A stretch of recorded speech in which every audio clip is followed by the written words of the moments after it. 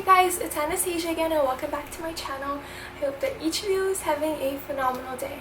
In case you're wondering, no, I'm not a real person. I am made up of vapor and Tumblr quotes. A walking Tumblr post and quote encyclopedia. Because the other day I was browsing Tumblr and I stumbled upon a post that resonated a lot with me and got me thinking, and I thought I would share it with you guys because I figure it might be helpful to some of you that might be going back to school or have already gone back to school or are starting college or have started college. And even if you're out of school like I am, I just think it's still a really nice reminder and something that might help you regardless of how old you are or where you are in your life. It's about the importance of romanticizing your life. And I know that romanticizing tends to get a bad rep because it suggests that you're out of touch with reality or something like that. But I disagree. I think that romanticizing can be really wonderful, and I'll explain why. Romanticize the hell out of your life, to be honest. Romanticize the freckle on your left butt cheek or getting gas at the station before sunset. Make every moment a good memory. Make yourself feel special because you are special, and I'm tired of this attitude where we attack each other by saying no one cares.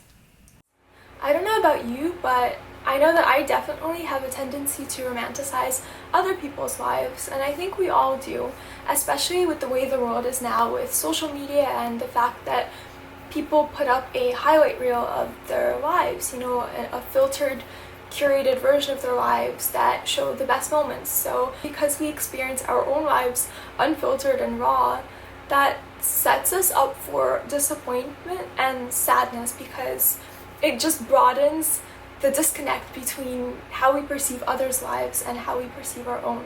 But there is one other instance when we do tend to romanticize in respect to our own lives, and that is when we look at our life in retrospect. Because as we all know, nostalgia is a dirty little liar that paints the past as better than it was, or something along those lines.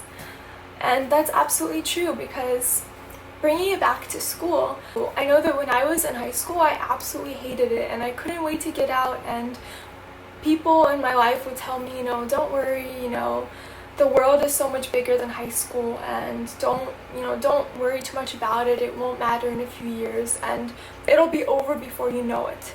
And it's absolutely true. School went by, as long as it felt while I was in school, it was over before I knew it.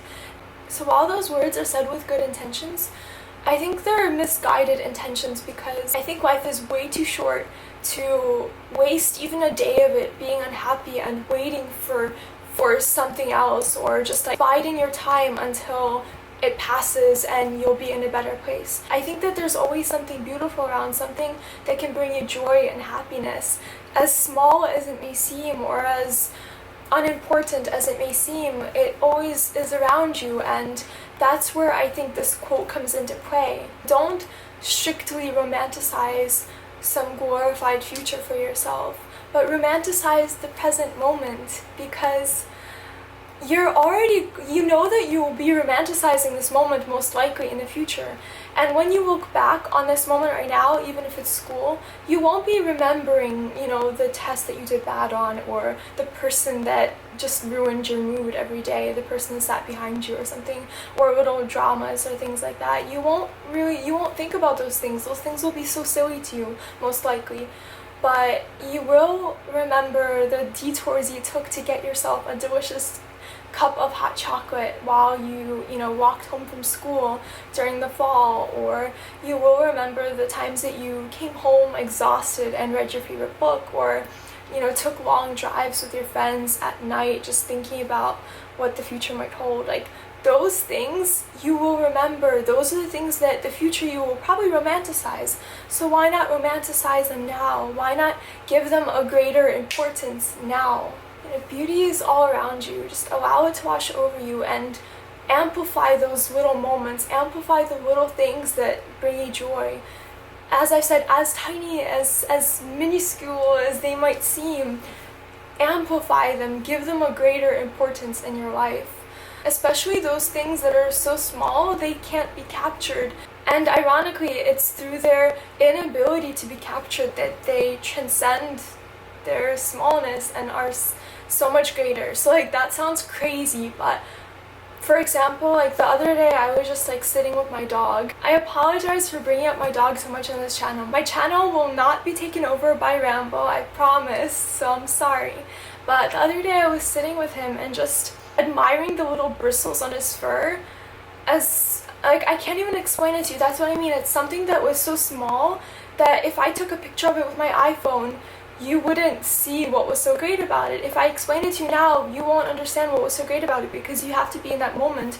You have to see with your eyes to be able to appreciate it. Like those moments that cannot really be explained to somebody else, those are the moments you should romanticize. You know, the certain way that the light plays during golden hour on your wall, like little things. It's different for everybody, but you know them. Like they're such small little moments, but romanticize them. Don't reduce them, don't diminish them. You know, glorify them and glorify your life. Even though it's not perfect like a movie or a book, see it that way. Like you won't see it that way all the time. You'll have really bad days, but just make it a practice to just, you know, do this. Another way to do this is actually probably really silly too, but as I mentioned before, seeing other people's photos all the time, we tend to look at them and like glorify them in a way. So why not do this to our own photos? I think that making it a habit to take lots of photos with your friends, photos with your family, just photos of yourself when you're feeling really happy, photos of things you see that strike you as beautiful. You know, even if they're crappy photos, take them anyway, just take them for yourself. And beyond that, make it a habit to look at those photos. Don't just take them and then stow them away and forget about them. Make it a habit to constantly look at them. And this is another thing that I used to do, which also probably sounds very silly, and it sounds kind of counterintuitive, but bear with me. Sometimes if I would be feeling a little bit low, what I would do is I would dig up some of my slightly older photos from like the past year and a half, and I would look at them, but I would divorce myself from the moment in which they were taken. That's the part that sounds counterintuitive, because isn't the purpose of looking at them to remember the moments and remember how you're feeling? True, but sometimes what I would do is I would look at the photos and I would look at them with fresh eyes and try to see them as someone else might see them. In a way, romanticize them from an outsider's perspective, because then it would remind me that, oh, like this is what I do to other people. My life is wonderful too. I've had amazing experiences. Like, does that make sense? I'm not sure if that makes sense, but it worked for me, so maybe it might work for some of you guys, to just remind yourself not to discount the beauty of your own life and not to diminish it in your own eyes. And if you aren't sold, and if I haven't convinced you about the power of romanticizing your own life, consider this. Have you ever looked at someone's Snap story and they're just doing something very simple? Like they're just watching Netflix or reading something or just cozy in their house. Not really doing much, you know? And it seems so much more exciting and fun and cozy when it's someone else. You're like, wow, man, like their life is so cute. I wish I was them, or like I wish I was hanging out with them. But then why is it that so often when you do those things, when you're sitting in your pajamas, in your cozy socks, and you're watching Netflix, why is it that it's then painted as like pathetic, or like, oh, me sitting in my pajamas watching Netflix, you know? So it's that, again, it's that tendency to glorify when it comes to somebody else and reduce when it comes to you. And it shouldn't be that way. We should glorify and romanticize just life in general, romanticize the importance of other people's lives and the beauty of their lives and the beauty of our own lives and just the beauty of simplicity and simple moments. Because truly, like, imagine you achieve all of your dreams. Imagine you're wealthy, living in California or whatever, you're living your life, right? Like, it will still be those same little things that bring you joy now that will probably bring you joy then, you know? So like the sunset will always be beautiful regardless of where else you are. Whew. And just to clarify one bit, obviously this isn't referring to romanticizing things that impact you negatively or cause pain. So obviously not romanticizing things like mental illness, those should never be romanticized, but strictly the things that bring you joy. I send you all of my love and all the good vibes, and I'll see you next week.